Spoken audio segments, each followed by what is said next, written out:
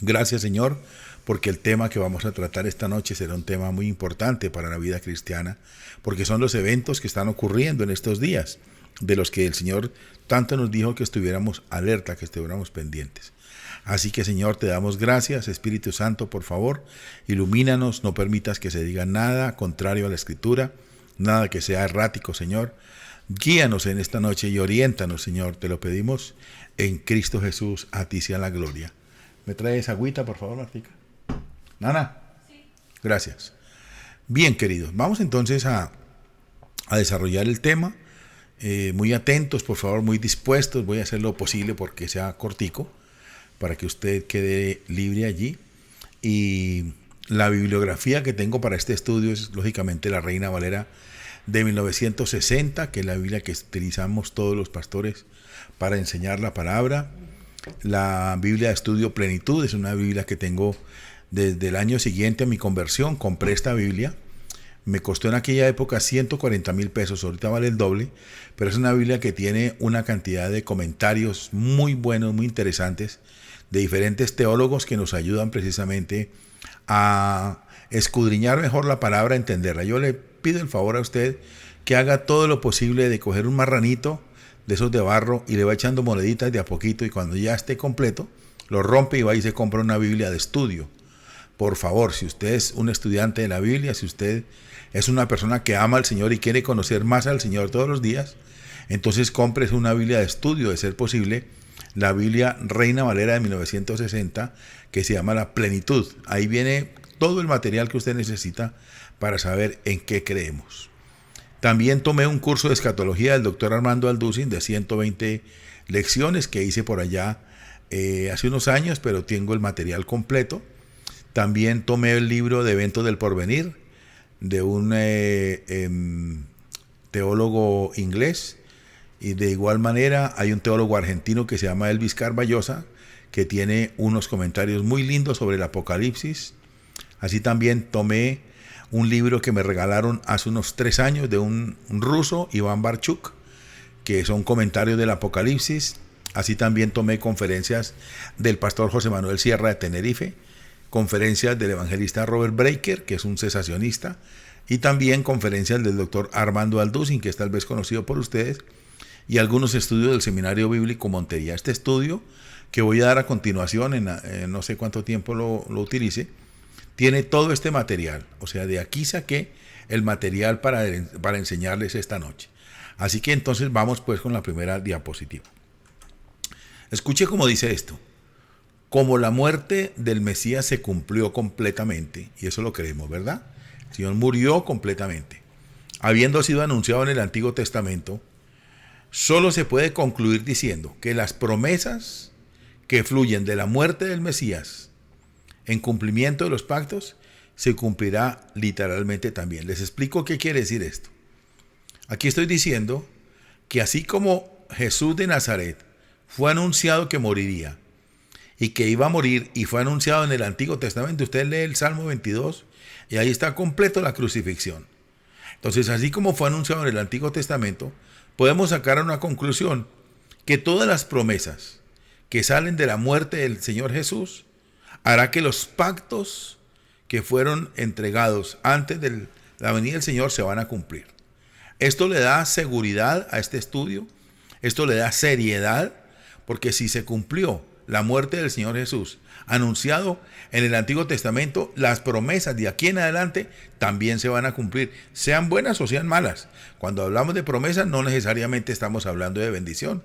Hay una promesa también que el Señor soltará las 7 copas de la ira, ¿verdad? Y todo eso es lo que vamos a ir mirando poco a poco. Bien, recuerde que usted puede interrumpir para preguntarme. El estudio de los eventos futuros, los últimos días de la iglesia, los postreros días. Cuando usted oye hablar de los postreros días, está oyendo hablar del fin del mundo. Cuando oye hablar de los últimos días de la iglesia, es cuando ya estamos a punto de ser levantados, raptados. Y este es el estudio de los eventos futuros. ¿Qué es la dispensación de la gracia? En el Antiguo Testamento, hasta el libro de Malaquías, encontramos que el Espíritu de Dios venía sobre una persona cuando la quería utilizar.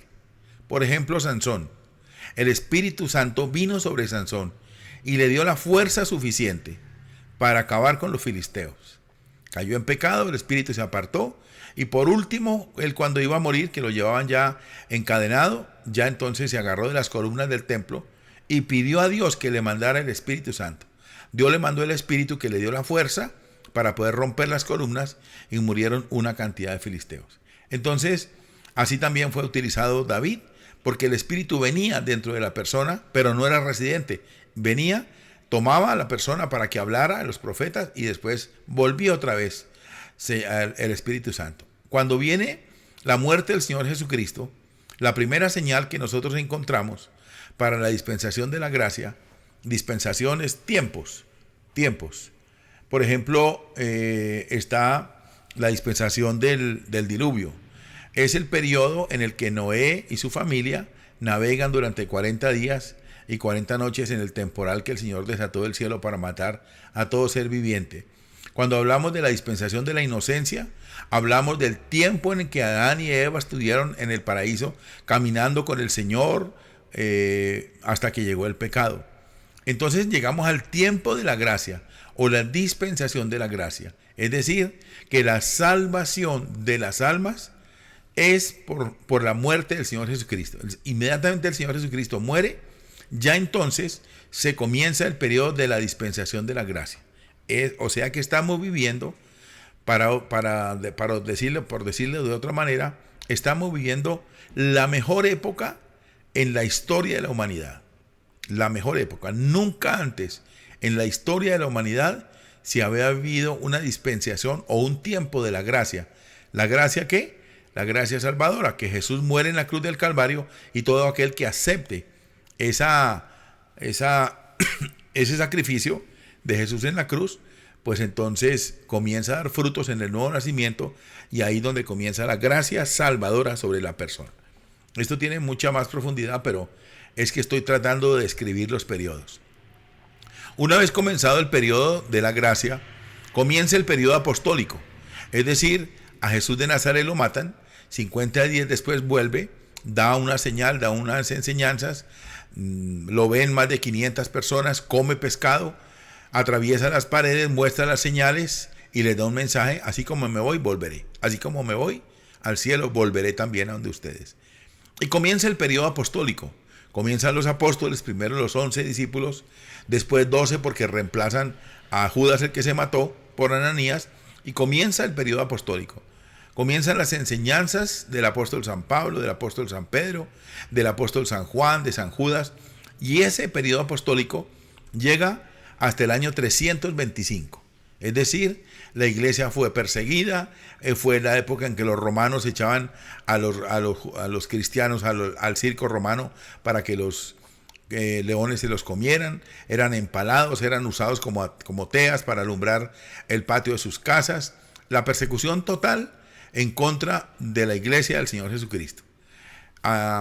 Luego, cuando Constantino toma el poder, en el año 325 después de Cristo, mire que tuvieron que pasar 300 años de periodo apostólico. En el año 325 se levanta Constantino, que era un emperador romano, y dice: no, un momentico, no matemos más los cristianos, hagámonos como ellos. Esto que estoy explicando es muy importante, muy importante. Quisiera que estuvieran conectadas las 30 familias que se conectan para pedir oración por la mañana. Pero bueno, si no les gustan los estudios bíblicos, no podemos hacer nada. Entonces, en el año 325 deja de ser la iglesia pura, santa, inmaculada, para mantenerse así hasta nuestros días, pero hay una división, un cisma. Aquí se hace una división, y es que Constantino lanza un edicto y dice que no persigan más a los cristianos, que más bien, en vez de matarlos, la gente se haga como ellos. Entonces comienza la gente a unirse a una religión sin haber nacido de nuevo y sin la convicción de la muerte del Señor Jesucristo. Y ahí nace la Iglesia Católica Romana. Por eso es un error gravísimo decir que Pedro fue el primer papa, porque cuando Pedro nació y murió no estaba ni por ahí todavía la idea del papado. Es un gravísimo error teológico decir que San Pedro fue el primer papa, porque no lo fue. El papado fue muchos años después. Entonces Constantino permite que todos los cristianos se revuelvan junto con la política, y ahí comienza el nacimiento de la Iglesia Católica Romana, con todas sus leyes, tomando el poder y con todas sus cosas. Me están escribiendo aquí, pero no puedo ponerme a leer mensajes ahorita. Bien, la Edad Media del siglo V hasta el siglo XV. Esa es la Edad Media, una edad oscura, una edad donde la Iglesia Católica Romana levanta la famosa Santa Inquisición, donde mataban a las personas si eran muy delgadas, porque decían que si pesaba menos de 40 libras, que de 40 kilos, era porque le evitaban, porque hacían brujería, y todo lo que usted ya sabe de la edad de oscurantismo, una edad donde no había prácticamente revelación de nada, pero se mantenía una delgada línea fiel a las escrituras del Señor. Entonces viene después del siglo XV, cuando se levanta el famoso sacerdote católico romano Martín Lutero. Se da cuenta que están estafando a la gente, que le están robando, que le están ofreciendo el cielo, que le están ofreciendo la salvación de las almas por dinero, por prender una vela y todas estas cosas. Se levanta Martín Lutero, y allá en la catedral de Gutenberg él clava en la pared, en la puerta de la catedral, clava las 95 tesis donde habla claramente lo que está diciendo más bien la Biblia, y comienza a imprimirse las primeras Biblias en idioma alemán inicialmente, y luego en latín, y luego ya entonces comienzan a divulgarse ya la escritura por todo el mundo, hasta el siglo XV. Del siglo XV en adelante, o sea, de los años 1490 en adelante más o menos, entonces comienza un periodo del siglo XVI, XVII, de evangelismo mundial. ¿Qué es esto? Que comienzan a divulgarse todas las buenas noticias de la salvación a través de todo el mundo, con grandes avivamientos como la calle de Azusa en Estados Unidos, con grandes avivamientos como en Brasil. Las asambleas de Dios en Brasil vienen de Suecia, establecen una de las iglesias más grandes de la tierra. Comienzan evangelistas como Benny Hinn y otra cantidad de personas, y ahí caemos nosotros en la conversión, más o menos en los años 1990 en adelante, un avivamiento en Colombia, donde comienzan a abrirse las iglesias, la iglesia del Estadio El Campín, las iglesias grandes, y comienza ya los pueblos y las ciudades a conocer y a leer la Biblia, porque anteriormente era completamente prohibido leer la Biblia. Decían que el que la leía se volvía loco. Usted sabe cómo era eso. A muchos los mataron, muchos pagaron el precio por nosotros y los asesinaron, quemaron sus casas, sus iglesias, sus familias. Yo recuerdo inclusive que los evangélicos que morían no los enterraban en el cementerio, sino los enterraban por fuera, con los suicidas, con los homicidas, y bueno, una cantidad de cosas sectarias que se hacían aquí. Una persona evangélica no podía entrar en un colegio. Bueno, eran muchas restricciones, hasta que llega un momento del evangelismo mundial donde se nos han abierto los ojos, comienza el estudio bíblico, los seminarios bíblicos, y hay cierta paz, cesa la persecución, y comienza la temporada de evangelismo mundial en China, en Corea con el pastor John Guichó, en Estados Unidos, en Puerto Rico. Bueno, es de verdad una explosión mundial del evangelio, traído por muchos misioneros que pagaron con precio sus vidas. ¿Qué es lo siguiente después de todo esto? ¿Qué es lo que va a pasar enseguida cuando termine toda la parte del evangelismo mundial? Nosotros estamos formando parte de este evangelismo mundial cuando entregamos un tratado, cuando le hablamos de Cristo a alguien.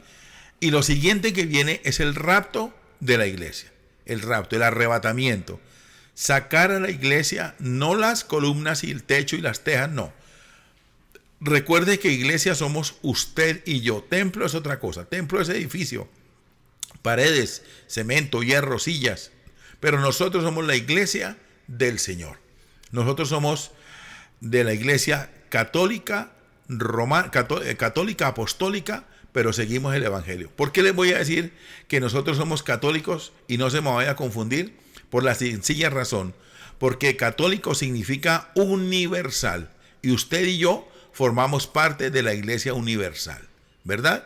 ¿Por qué apostólicos? Porque seguimos las enseñanzas de los apóstoles. Lo único es que no somos romanos, porque no tenemos obediencia al Papa. Para nosotros los dogmas de fe y todo lo que hace la Iglesia Católica Romana no tiene nada que ver con nosotros, porque aunque nosotros somos de la Iglesia Universal Apostólica, somos evangélicos. Tampoco somos protestantes, porque los que protestaron fueron otros, allá en el siglo XV y XVI. Nosotros somos cristianos evangélicos. Y lo que viene a continuación es el rapto de la iglesia. Entonces vamos a estudiar cuáles son las señales previas al arrebatamiento. Y vamos a estudiarlo a través de la Biblia. Primera de Tesalonicenses 4:16. Porque el Señor mismo, ¿quién? El Señor mismo, con voz de mando, con voz de arcángel y con trompeta de Dios, descenderá del cielo y los muertos en Cristo resucitarán primero. Luego nosotros, los que vivimos, los que hayamos quedado, seremos arrebatados juntamente con ellos en las nubes para recibir al Señor en el aire, y así estaremos siempre con el Señor. Por tanto, aliéntense los unos a los otros con estas palabras. Entonces, en el siguiente orden está el arrebatamiento. Lo primero que suena es una voz de mando. ¿Quién da esa voz de mando? El Señor Jesucristo. Luego dice que viene con una voz de arcángel, o sea, una voz poderosa que la van a oír en los confines de la tierra. Y luego con trompeta de Dios, sonará una trompeta. Algunos teólogos dicen que esta trompeta será la séptima trompeta después de la gran tribulación. Pero dice sencillamente, y con trompeta de Dios descenderá del cielo. ¿Quién desciende? El Señor mismo. Por eso en la diapositiva está en rojo. Y luego que dice, y los muertos en Cristo resucitarán primero.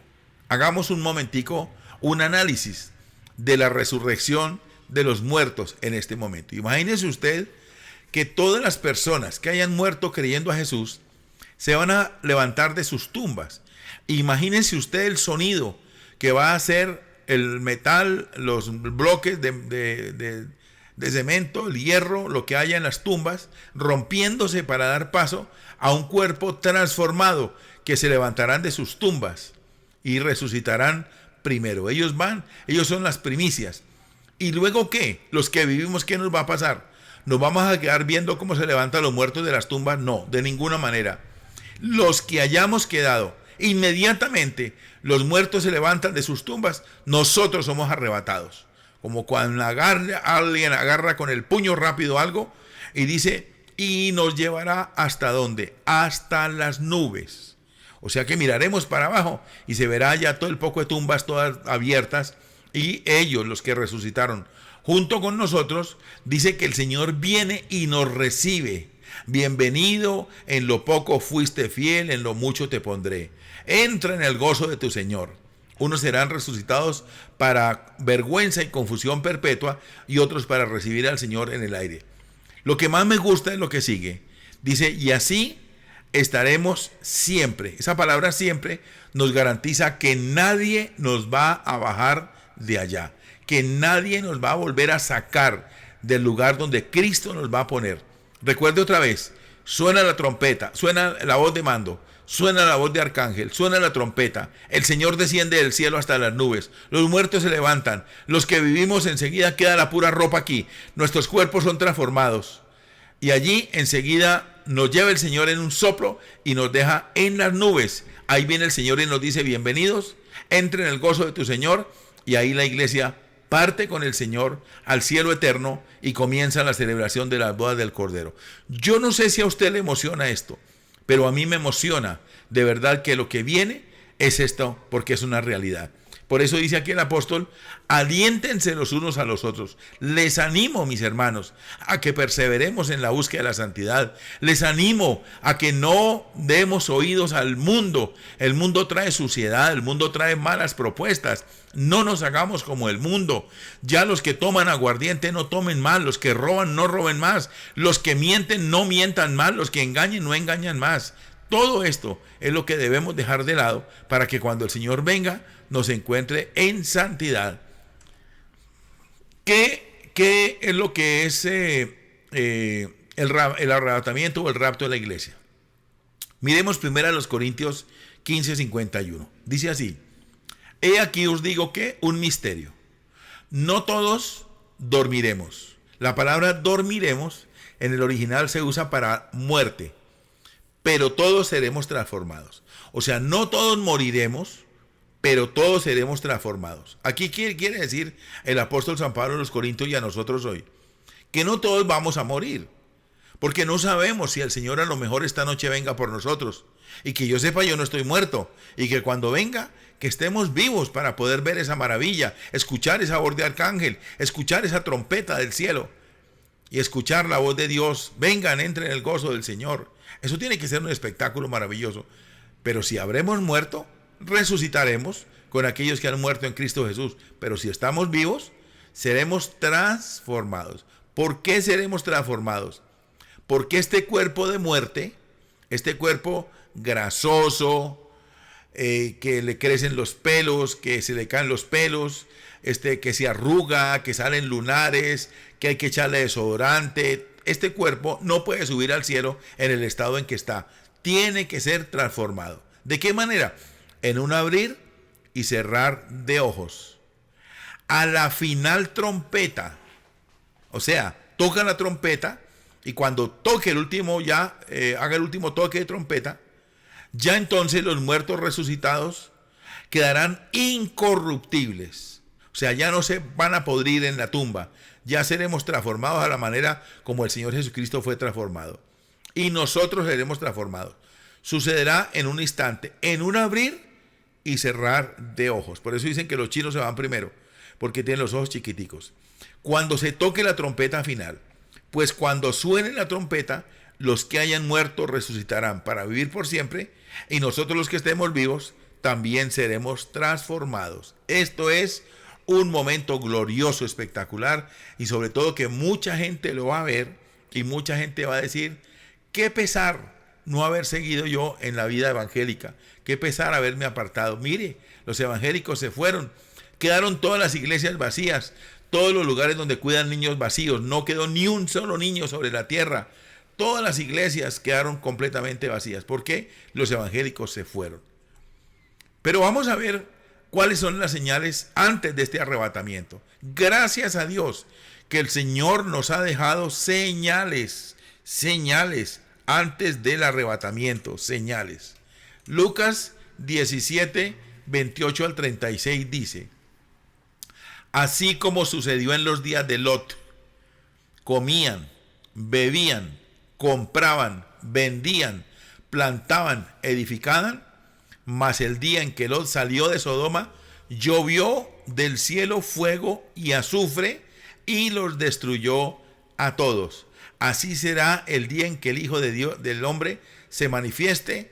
En aquel día el que esté en la azotea y sus bienes en casa no descienda a tomarlos, y el que esté en el campo asimismo no vuelva atrás. Acordaos de la mujer de Lot.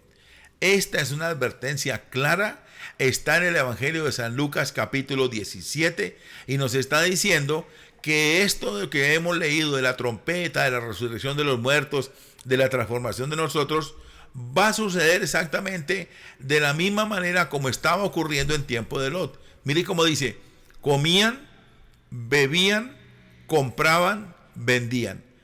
Usted salía a la calle ahora mismo, en su ciudad donde está, y hay una cantidad de gente comiendo, bebiendo, comprando, vendiendo, edificando, plantando, y descuidados completamente de lo que va a ocurrir. Ellos no tienen ni idea que va a sonar una trompeta, pero ni idea. Ellos van a creer, la mayoría de ellos van a creer que Dios no es suficientemente injusto como para mandar a nadie al infierno, que Dios es demasiado bueno y perdona, y que todas estas cosas. Ahora, ¿qué estoy diciendo? ¿Que es malo comer y beber? No. Lo malo es la manera como ellos lo hacían, que se amanecían comiendo y bebiendo, que compraban y vendían y que estaban completamente ocupados y distraídos. Óigame bien, distraídos como distraen la televisión, como distraen las redes sociales, como distraen la sociedad. Tantas cosas distraen. ¿De qué? Del propósito de Dios. Otra señal: en la época del diluvio universal, como ahora, la gente está detrás de los placeres carnales. Tenga la gentileza de mirar su pantalla. Ahí hay una fotografía del orgullo gay. La depravación era muy grande, igual como actualmente sucede en el mundo con la complacencia de las autoridades. Les cuento un detallito. La semana pasada se celebraron los carnavales en varios países, en Barranquilla por supuesto y en varios países. Salió una noticia y vi las fotografías que en España vistieron a niñas de 6 años, de 5 años, de 4 años, de 7 años, las vistieron de prostitutas. Les pintaron los labios, les pintaron las cejas, les pusieron pestañas postizas, las hicieron danzar con la banderita gay, le pusieron de traje una pantaletica negra, de esas tirantas que utilizan las prostitutas, con medias negras, pelucas negras, y el orgullo gay marchando en el carnaval de España y usando niños pequeños para esto. Esto es parte de la aberración, esto es parte de la depravación y de la decadencia humana. La fiesta que estaban celebrando en Tel Aviv, allá en la vez que el 7 de octubre, cuando entraron los palestinos a matar, no vaya a pensar que era una fiesta cristiana, no vaya a pensar que era una fiesta judía. No, era una depravación de todo lo que es el orgullo gay, porque aunque usted no lo crea, Tel Aviv, la capital de Israel, es la capital mundial del orgullo gay. Esto es la depravación de los tiempos finales. Hay unas señales que ya están cumplidas. En esas ciudades de Sodoma y Gomorra había crecido demasiado el pecado. Génesis 19, 4, 5. Recuerde que todo lo que estamos viendo aquí lo vemos por la Biblia. Pero antes que se acostasen, rodearon la casa los hombres de la ciudad, los varones de Sodoma, todo el pueblo junto, desde el más joven hasta el más viejo, y llamaron a Lot y le dijeron: ¿dónde están los varones que vinieron a ti esta noche? Sácalos para que tengamos relaciones sexuales con ellos. Así vemos que la misma intencionalidad sexual que hoy públicamente se manifiesta antes del diluvio y antes de la destrucción de Sodoma y Gomorra, eran de la misma manera, iguales, por lo que definitivamente es una señal previa al arrebatamiento y a la tribulación.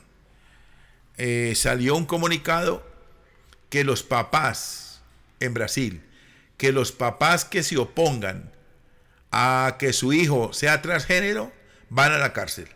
Le repito, si un niño desea manifestar la intención de cambiarse de sexo y los papás se lo impiden, los papás van presos.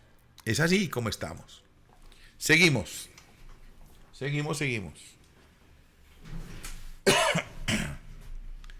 Señales antes del arrebatamiento. Todo el que procure salvar su vida la perderá, y todo el que la pierda la salvará. Os digo que en aquella noche estarán dos en una cama, el uno será tomado y el otro será dejado. Dos mujeres estarán moliendo juntas, la una será tomada, la otra será dejada. Dos estarán en el campo, el uno será tomado, el otro será dejado. ¿Qué está diciendo aquí el Señor? ¿Recuerdan la parábola de las vírgenes? ¿Cuántas vírgenes eran? Eran 10. 5 tenían aceite suficiente, 5 no tenían aceite. Aquí es lo mismo. Llegó el Señor, se cerró la puerta. Ábrenos, Señor, no las conozco. Échenlas al fuego del infierno, y ahí será el lloro y el crujir de dientes. Igual acá, uno estará en la cama, estarán los esposos, el esposo y la esposa. Si la esposa no es convertida, queda la pijama del solo esposo, y al otro día cuando se levanta ella: mijo, levántese. ¿Qué? La pura pijama. Y asoma a la ventana y todo el mundo está gritando, está llorando. Ay, yo que me salí de la iglesia cristiana y se fueron. Sí, es la verdad lo del rapto. Lo mismo, una mujer estará trabajando junto a la otra, quedará el puro palo ahí al lado, la escoba. Así también los que están trabajando en el campo. Estas dos señales en realidad son una sola. Jesucristo está señalando que sus escogidos serán sacados de la tierra antes de traer los juicios. Noé y su familia primero entraron en el arca y luego vino el diluvio. Lot y su familia fueron sacados de Sodoma y enseguida fue destruida por fuego que cayó del cielo. Así también Dios sacará a su iglesia de la tierra y luego vendrá el juicio, la gran tribulación. Así también, cuando Dios envió sobre Egipto las plagas, el pueblo de Israel fue apartado. Nunca siquiera un grillo ni nadie llegó hasta allí para hacerles daño. Otra señal, Daniel 12:4, dice: pero tú, Daniel, cierra las palabras y sella este libro hasta el tiempo del fin. Oiga bien, muchos correrán de aquí para allá y atención, y la ciencia aumentará. Daniel describe que los tiempos del fin, cuando los hombres corren de aquí para allá. Actualmente los hombres viajan de una ciudad a otra, de un país a otro, de un continente a otro, en solo horas. ¿Y qué hablar de la tecnología? La tecnología nos está alcanzando de una manera brutal.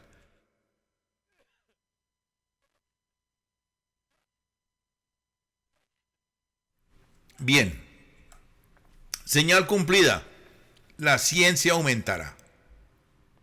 En los últimos 30 años, la ciencia ha aumentado más de lo que lo hizo en 2000 años.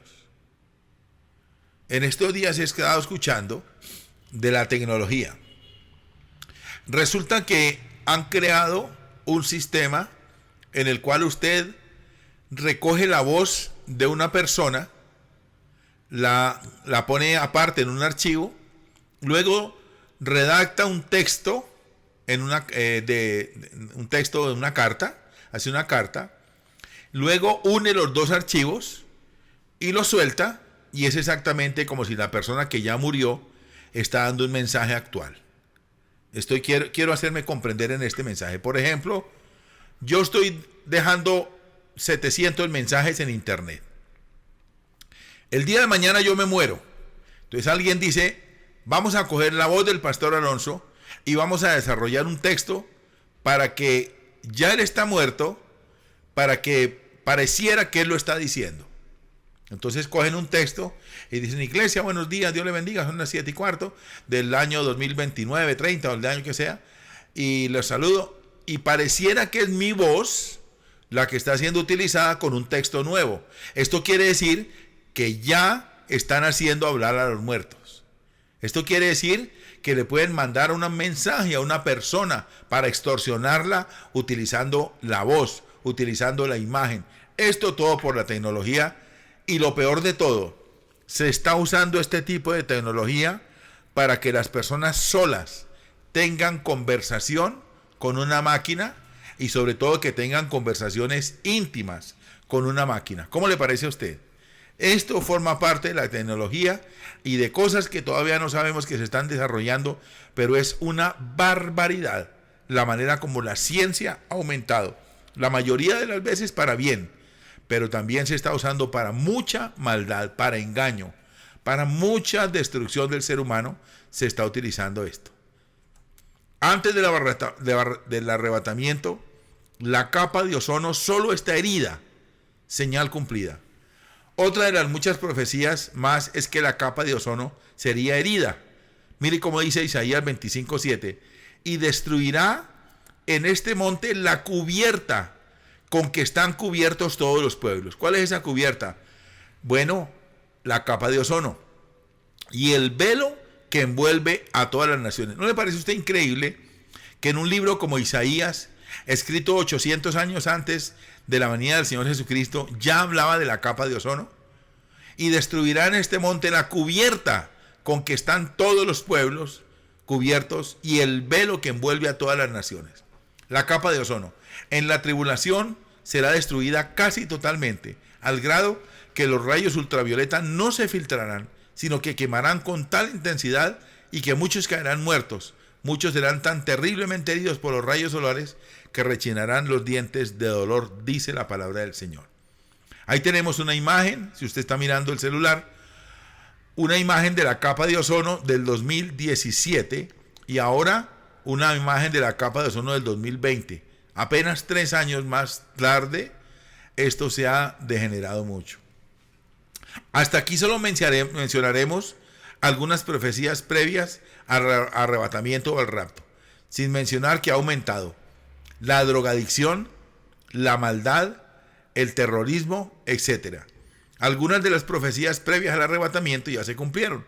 La humanidad sí fue avisada por Dios, pero el hombre no se dio por enterado, vivió su vida ignorando a Dios. Voy a detenerme aquí porque quiero decirles que la maldad ha aumentado en un grado tal en la tierra que Dios considera, que consideramos de parte de Dios que estamos viviendo los últimos días. ¿Y cómo serán esos últimos días? Entonces ahí es donde vamos a entrar a trabajar con los apóstatas, los burladores, los divisionistas, los sensuales, los días peligrosos, los malos y los más malos. Y la pregunta del Señor: ¿hallará fe en la tierra cuando venga el Señor? Vamos a dar entonces hasta aquí para que la segunda clase tenga el mismo interés. Vamos el jueves siguiente a hacer un repaso. Y por favor, usted alista preguntas. Si usted tiene preguntas, me las alista, me las hace llegar a través de la semana, y ya para la semana que viene estarán resueltas todas las preguntas. No se dejen embaucar, no se dejen meter cuentos, que va a venir, que no va a venir, que no. La Biblia está siendo clara cada vez más. Si usted tiene dudas de lo que va a ocurrir, lea la Biblia. Si usted tiene allí personas que le están acosando, que mire qué tal cosa, usted lea la Biblia, porque ahí está toda la revelación. Un estudio como este, sacado de más de 10 libros y de más de 10 conceptos, nos ayuda a visualizar qué es lo que estamos viviendo para los últimos días. Sin mencionar las guerras, sin mencionar la invasión a Israel y todas estas cosas, es fácil entender que estamos viviendo días peligrosos. Para el jueves que viene les voy a mostrar unas imágenes de una ciudad en Estados Unidos que se llama Filadelfia. Resulta que allá ha entrado una droga que se llama el fentanilo, y lo que hace esa droga es que dobla a las personas sin permitir que ellas se caigan.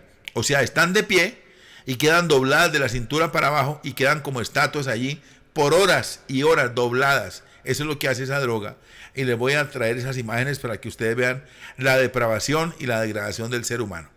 Damos gracias a Dios en esta noche por la palabra, damos gracias a Dios por la enseñanza. Vamos a concluir aquí, amado Dios, teniendo presente que tu palabra es contundente, que tu palabra es clara, específica, que nos estás hablando que estamos viviendo los últimos días de la humanidad. Señor, gracias Dios por esa profecía que nos ha sido dejada para que podamos entender y sobre todo ajustar el comportamiento que estamos teniendo como hijos tuyos. Ayúdanos a perseverar en ti. Ayúdanos, Señor, a tener un compromiso serio con la iglesia del Señor, con la palabra, contigo, amado Dios. Que no te cojamos como objeto de burla solamente para buscarte únicamente cuando tengamos necesidad. No, de ninguna manera lo haremos, Señor, porque todos los días tenemos necesidad y todos los días te necesitamos a ti, en el nombre del Señor Jesús. Amén y amén.